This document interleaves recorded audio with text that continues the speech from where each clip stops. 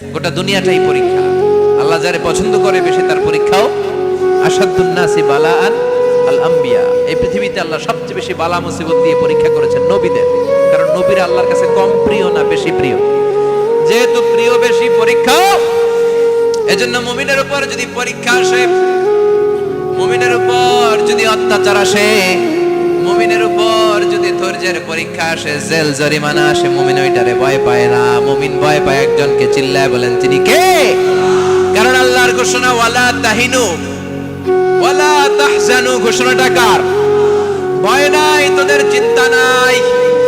আনতুমুল আ'লাউনা in কুনতুম মুমিনিন। তোমরাই বিজয়ী হবা যদি মুমিন হও, যদি মুমিন হও। এজন্য ধৈর্যের পরীক্ষা দিতে হবে, আল্লাহর উপর তাওয়াক্কুল করতে হবে, অত্যাচার আর জুলুম আল্লাহর নামে সহ্য করে যেতে হবে। চিল্লায় বলেন ঠিক কি না? কারণ মুসলিমের সাথে আল্লাহ থাকে। মুসলিমের বদদুয়াকে বিশ্বনবী ভয় করতে বলেছেন, কারণ মুসলিমের বদদুয়ার মাঝে আর আল্লাহর মাঝে পর্দা থাকে।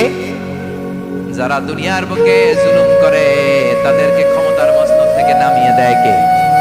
আর যারা মজলুম হয়, যাদের রক্ত দিয়ে জমিন ভেজে, তাদেরকে জমিনের ক্ষমতা দিয়ে দেয় কে?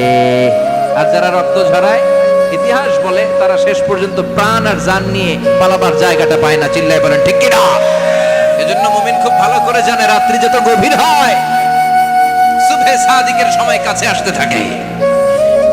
গর্ভবতী নারীর পেটের জ্বালা যন্ত্রণা, ব্যথার পেইন যত বাড়ে, নতুন মেহমান আগমনের সময় কাছে আসতে থাকে। তেমনি ইসলামের পক্ষের শক্তির উপর যদি অত্যাচার, অনাচার, স্টিম রোলার বেড়ে যায়, এটা প্রমাণ করে ইসলামের বিজয়ের সময় কাছে আসতে শুরু করেছে। চিল্লায় বলো ঠিক কি না?